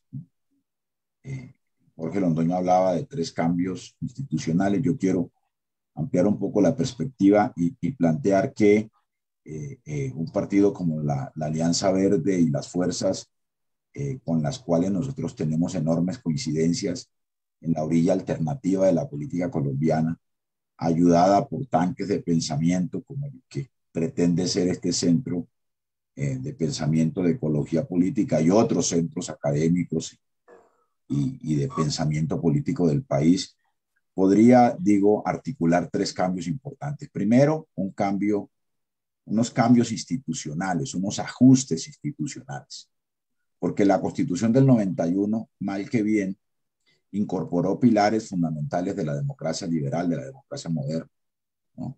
La distribución, o mejor, el equilibrio de los poderes públicos, un sistema, una arquitectura institucional de pesos y contrapesos que de todas maneras, en un contexto de un régimen presidencialista, ofrecía, digamos, unas bases institucionales para un funcionamiento de la democracia, que incorporó también un concepto de democracia participativa importante, de democracia directa, que significó un avance sin duda en el concepto de democracia del país y que se vio fortalecido además con la promesa del acuerdo de paz, por ejemplo, con la incorporación del estatuto de oposición y con muchas de las reformas políticas que estaban pendientes. Armando Noboa dice que el país debe abocar una segunda ola de reformas o una segunda ola reformista después de esa ola reformista de la Constitución del 91. Así que un primer cambio que nosotros deberíamos recoger y proponer es un cambio o unos cambios institucionales, digamos, ¿no? Un paquete de ajustes al funcionamiento del Estado que nos permita avanzar en autonomía territorial, que nos permita un poco limitar este presidencialismo asfixiante, que nos permita rediseñar la arquitectura institucional para garantizar un mejor juego de pesos y contrapesos, que le dé mayor fuerza al Parlamento. Yo no sé si avanzar hacia un régimen parlamentario. Quizás deberíamos encontrar un modelo muy a la colombiana, muy mixto entre presidencialismo y parlamentarismo, recogiendo lo mejor de ambos sistemas, porque el presidencialismo tiene virtudes o los regímenes, los sistemas presidenciales, como también lo tienen los sistemas parlamentarios, y ambos también acusan problemas. Los regímenes parlamentarios también a veces sufren serios problemas de inestabilidad institucional. Lo vemos a cada rato cuando se producen las crisis de gobierno en Europa o en los países parlamentarios. Pero digo, un primer tipo de cambios y de ajustes institucionales. Un segundo tipo de cambios, yo creo que nos los ofrece la pandemia. Nosotros tenemos que pensar en la sociedad colombiana de la pospandemia, ¿no? ¿Cómo vamos a reactivar nuestra economía? La vamos a reactivar en clave de economía verde, en clave de transición digital, ¿no? Y eso, por supuesto, podríamos hacerlo aprovechando la necesidad de ajustar nuestro modelo económico para enfrentar las realidades de la pospandemia y los cambios que la pandemia misma está acelerando en términos tecnológicos, en términos comunicativos, en términos de relaciones sociales, en términos de formas de producción de bienes y servicios, etcétera, etcétera. Y en tercer lugar, digamos, tienen que ser cambios que se correspondan también con el cambio climático, ¿no? Metas mucho más ambiciosas en términos de cambio en la matriz energética del país, metas mucho más ambiciosas en relación con cambios, digamos, en relación con el enfrentamiento de nuestros problemas desde una perspectiva verde también. Y eso, por supuesto, significaría una decisión y un acuerdo de la sociedad colombiana para enfrentar el cambio climático con una perspectiva, digamos, de desarrollo sostenible y con una perspectiva de responsabilidad con la especie, de responsabilidad con el mundo, con el planeta, etc. Así que yo creo que esas tres necesidades de cambio deberían ser un reto y un desafío para los verdes de Colombia, ¿no? Como también lo son para los verdes del mundo. Y creo que tenemos una inmensa oportunidad para movilizar a la sociedad colombiana y para ofrecerle a la sociedad colombiana una salida a este malestar social que se está expresando y que se ha venido expresando en el último tiempo en Colombia. Muchas gracias, senador Antonio Sanguino. Quiero algunos comentarios de las personas que nos acompañan en redes, como Javier Astudillo, quien habla de que es necesario fortalecer las regiones administrativas especiales. Willy López habla de que es necesario reestructurar las entidades gubernamentales para eliminar la corrupción, las puertas giratorias, los altos cargos del Estado, los salarios estratosféricos, las pensiones estratosféricas, etc. John Reyes dice, ¿por qué no Ingrid Betancourt, candidata del Partido Verde? Willy López, ya, Rocío Pineda, un Estado federal. Bueno, y varios comentarios.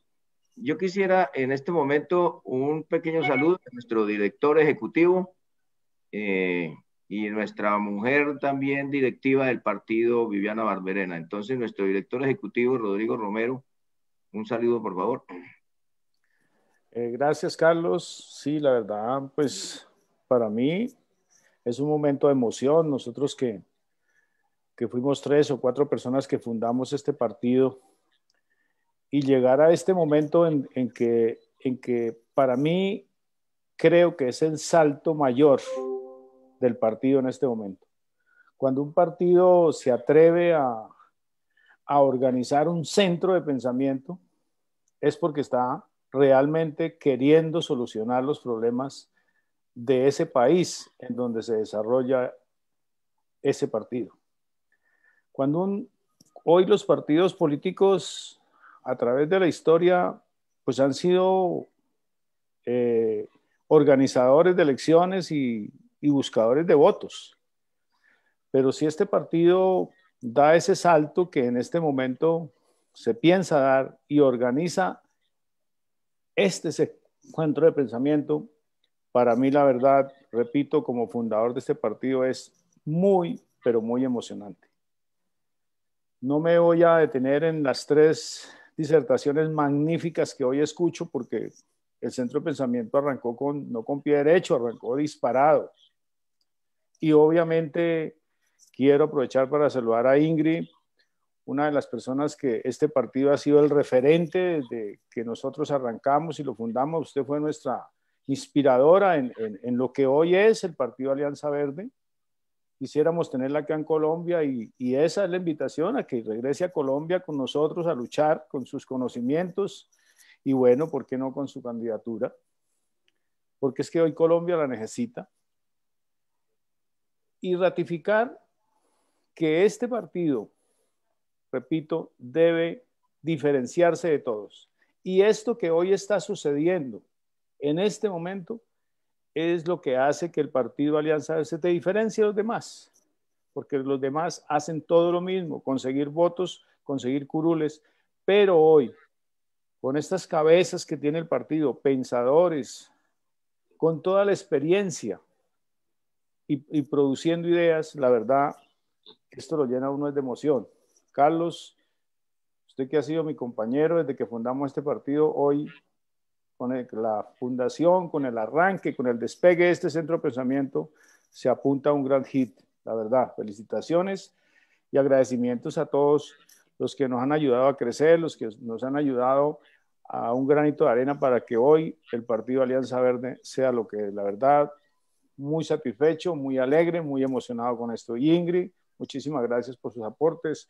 Antonio, usted hoy es nuestro guía como presidente. Y Jorgito, mi cuñado, pues obviamente ese pensador, ese filósofo boyaco que yo lo llamo, pero muy, muy grande en sus pensamientos. Muchísimas gracias a todos, un abrazo, la verdad. Gracias. Rodrigo, recuerde que la filosofía es la amistad del cerebro con el caos. Entonces... Muchas gracias, Rodrigo. Viviana Barberena es hoy miembro del Ejecutivo Nacional. Hace parte de la copresidencia en representación del movimiento Visionarios de Antanas Mocus. Por favor, Viviana. Bueno, muy buenas tardes. En primer lugar, pues felicitaciones a Carlos Ramón y a quienes hoy participaron en este maravilloso evento. Estoy realmente muy, muy contenta, primero de que estemos lanzando el centro de pensamiento, pero además de que lo hubiéramos hecho con tantas reflexiones importantes. Difícil, digamos, haber dicho cosas más inteligentes que las que ustedes propusieron y nos dan, digamos, optimismo frente en un momento de crisis como en la que estamos. Creo que dejan un mensaje muy claro para el Partido Verde y es que creo que no podemos ser inferiores a las circunstancias históricas que estamos viviendo. Creo que somos en buena medida el partido llamado a salir del entrampamiento en el que se encuentra esta sociedad.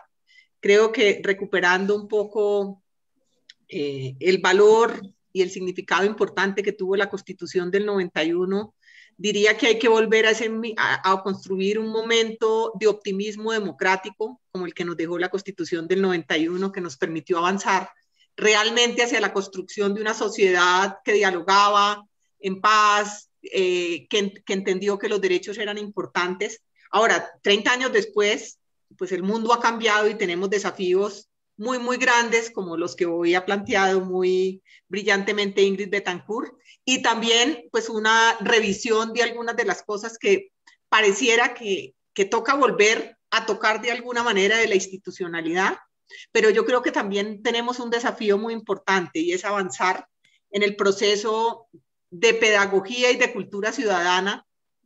Y creo que este es el partido para hacerlo. Es decir, ante las voces altisolantes de todos los extremos, yo creo que cuando uno tiene un centro de pensamiento, le permite hacer la reflexión que necesita el país y tratar de aquietar las almas de estos colombianos con esas reflexiones, señalando algunos caminos. Miren lo que ha ido pasando, que me parece que nos indica que sí tenemos que volver sobre la pedagogía, es decir, hay una desvalorización de todo lo público.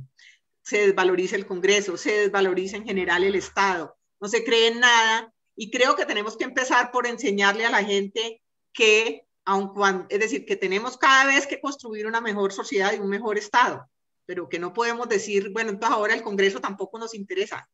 Casi que todas las soluciones en las cuales se está pensando ahora van a llegar allá. Entonces, creo que la actitud deliberante debe, nosotros tenemos la obligación moral como partido de transformar también el discurso pedagógicamente, de tal manera la gente entienda cuál es el camino que sigue y nos ayude a construir un futuro mejor, porque, es decir, de posiciones extremas, pero además sin ninguna racionalidad, no vamos a construir una sociedad que va a salir de esta trampa en la que está metida.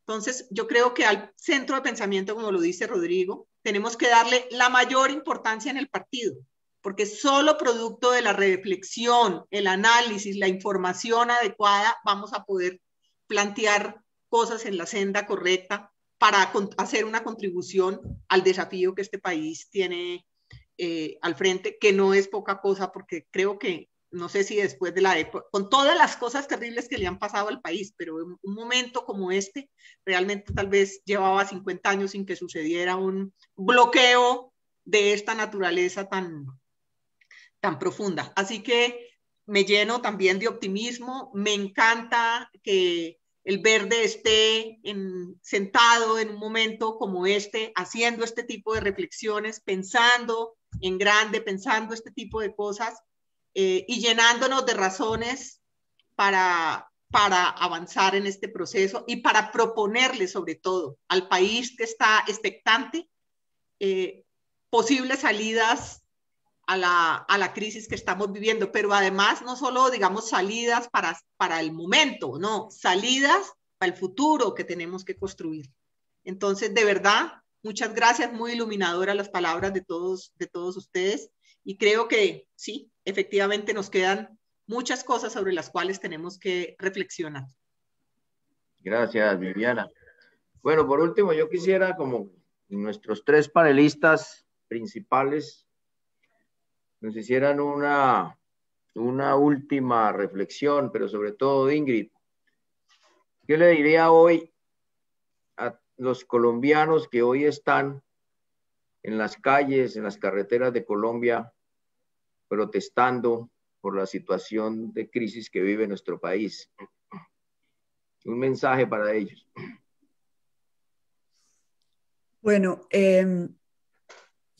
cuando uno mira las cosas desde afuera, hay algo que a uno sí le llama la atención, porque parece como muy evidente, y es que una protesta que es legítima, que es obvia, que es necesaria, se transforma en es decir, se sataniza y se convierte en una excusa para llevar al país aún más a una polarización que le ha servido a los violentos.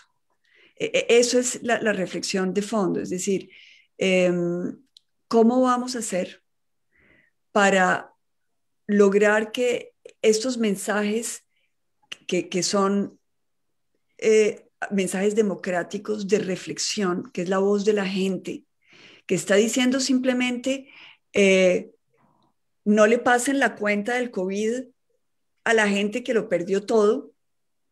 Es decir, la solución fácil en Colombia, que es la solución de siempre, ha sido la de pasar la factura a los que no tienen voz ni voto en el país. Es decir, a los NNs, a las personas que no pueden reaccionar.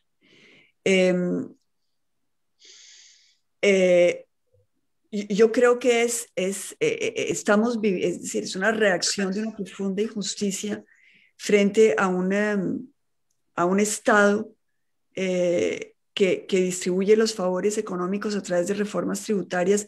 A los unos les quita y a los otros les da.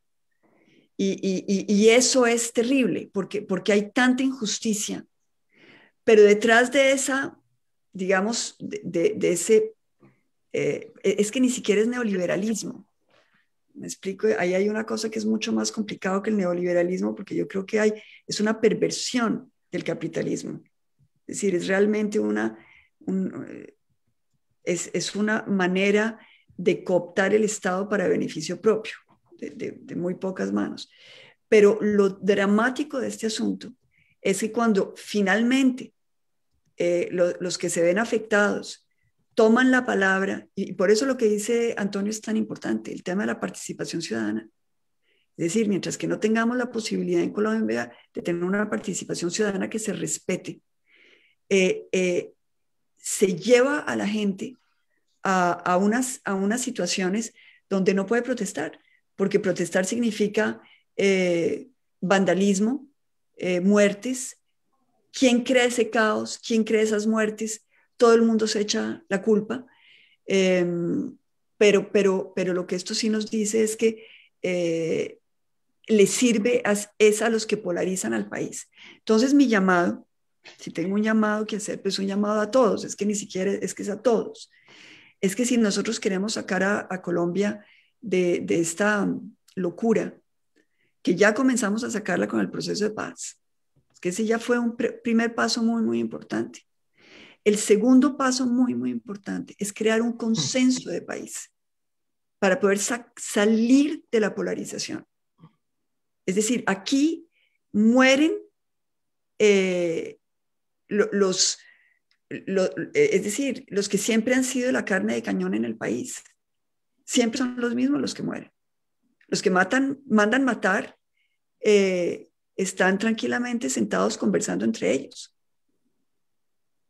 Entonces, yo creo que tiene que haber una reflexión sobre a quién le beneficia lo que estamos viviendo, para que lo podamos reparar y podamos madurar democráticamente.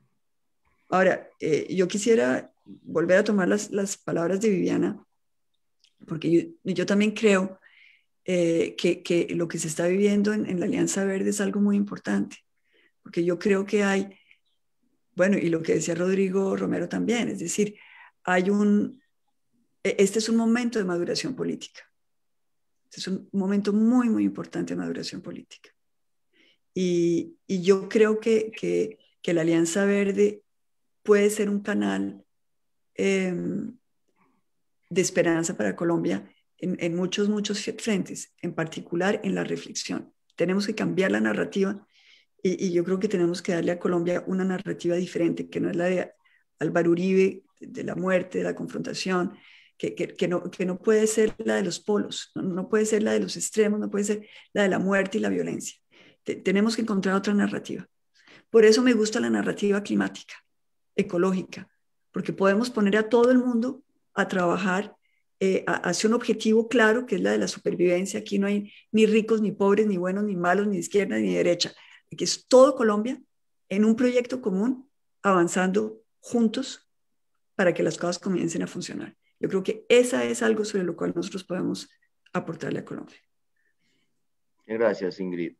Antonio, yo quisiera hacerte una pregunta y un poco recordando aquella época en que Álvaro Gómez planteaba la posibilidad de construir un acuerdo sobre lo fundamental.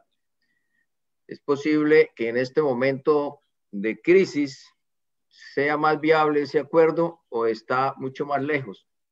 ¿Qué piensas y cómo podríamos intentar hacer una agenda de consenso o un acuerdo sobre lo fundamental, como lo plantea Ingrid? Yo diría, primero de todo, que está llegando la hora de sentarse a negociar.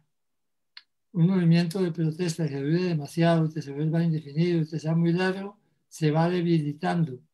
Y si se va debilitando, terminamos derrotados. ¿Verdad? Y es hora de pensar en sentarse a negociar organizadamente. ¿A negociar qué? hay que sentarse a ver ese qué es lo que se puede negociar, que tenga sentido, y ahí entonces puede aparecer el acuerdo sobre lo fundamental. Pero creo que hay que decirle a la sociedad colombiana, no prolonguemos demasiado las protestas, porque nos van a debilitar en la medida en que se pongan muy largas. Estamos en el momento adecuado. La semana entrante es la semana adecuada para sentarse a negociar, y esa negociación obviamente debe dar o puede dar como resultado un acuerdo suficientemente importante para que pueda ser llamado un acuerdo sobre lo fundamental. Es más, si negociamos oportunamente y no se consiguen resultados en la negociación, se puede volver a la protesta. Pero si prolongamos la protesta sin negociar, podemos debilitarnos y perder la oportunidad. Gracias, Antonio. Senador Londoño, hemos hablado en la última etapa de la posibilidad de construir un plan de emergencia social para efectos de salir de la pobreza y de la desempleo y reactivar la economía. ¿Cuáles podrían ser los ejes de esa propuesta? Bueno, Carlos Ramón, primero que todo, antes de despedirnos, pues felicitarlo, porque usted ya va a reemplazar a Yamid Amad, eso, mejor dicho, impresionante. Sí, sí, sí. A ver, hoy en la... A Duque, que ya canceló el programa Prevención y Acción. Justo iba a decir lo mismo, si ya reemplaza a Duque, mejor, más divertido. Esa es una conquista del paro. Pero no ofenda, compañero. Esa es una de las buenas conquistas del paro. Perdimos uno y ganamos otro. Qué pena el desorden, Carlos, pero hoy me llamó la atención, Antonio, en plenaria, que Bruce decía que la ANDI tenía una propuesta y que en efecto la había hecho, en donde ellos pueden financiar los 14, 15 billones de una reforma. Y bueno, eso es un avance, sí es cierto, pues.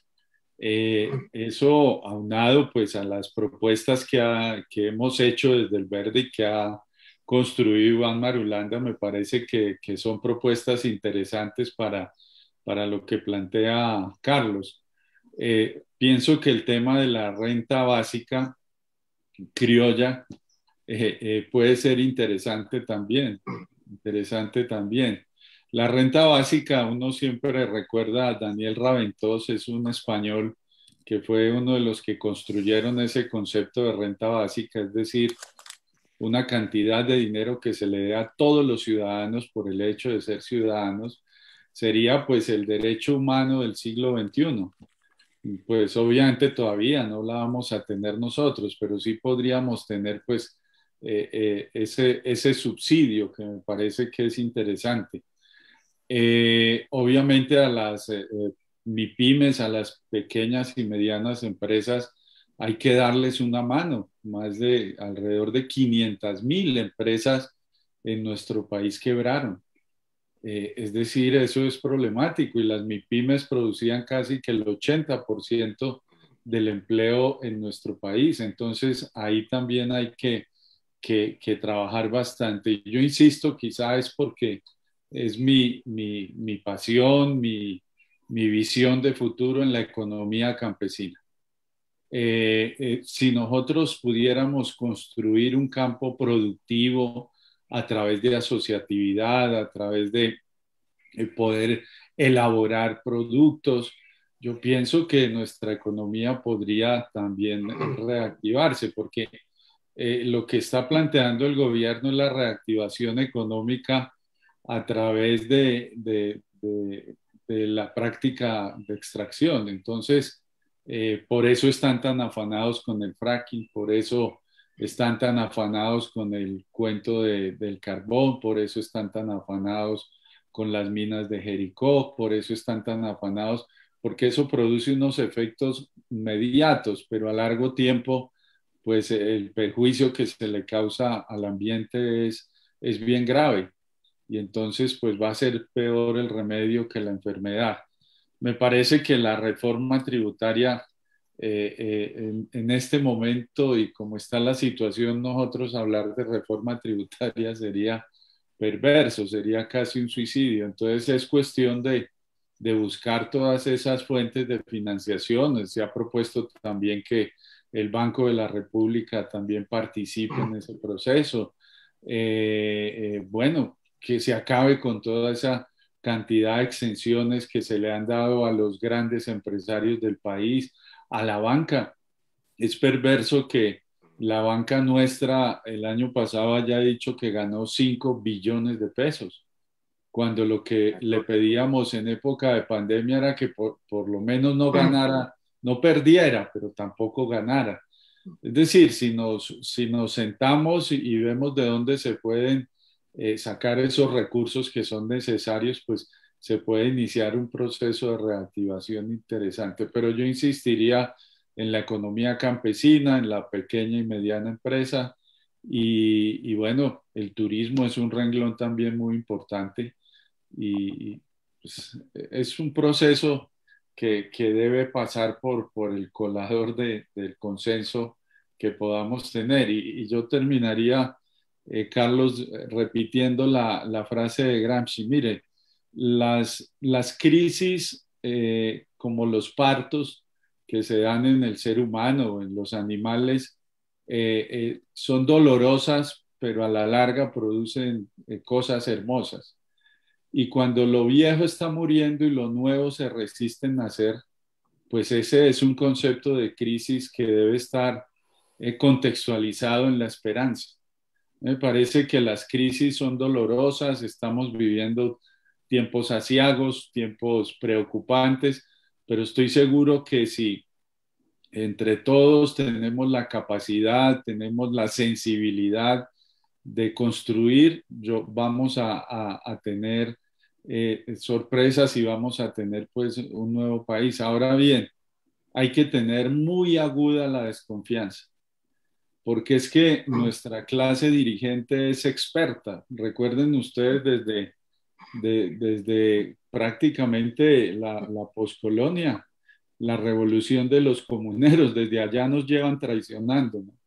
Entonces hay que ser muy agudos en lo que vamos a negociar, cómo se va a negociar, y sí, debe ser pronto. Antonio tiene razón, cuando estas manifestaciones se prolongan tanto, pues pierden legitimidad y pierden aceptación popular, que es finalmente lo más importante.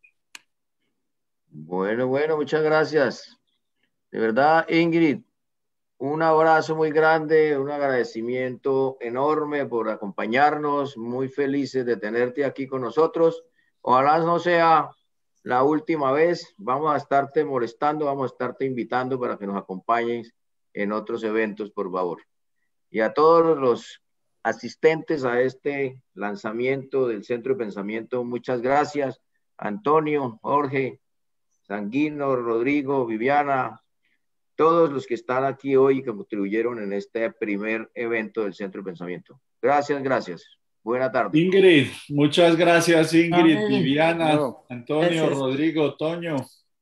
Ingrid, Chao, y piensa lo que te dijo Rodrigo, creo que fue, no estaría de más, ¿no? Sí, es que Carlos me dijo ayer en la mañana que le iba a proponer a Ingrid que se viniera aquí directamente, pero no sé por qué no lo hizo. Mandó al cuñado, le dijo Entonces, cuñado. como no lo hágale hizo, yo usted. lo hice, pues. Cuñado, hágale usted. Sí. A ti, te queremos, Ingrid, te queremos. Dice. No te querí, te queremos. Chao, pues, adiós. Gracias. Chao, gracias, Ingrid, un abrazo.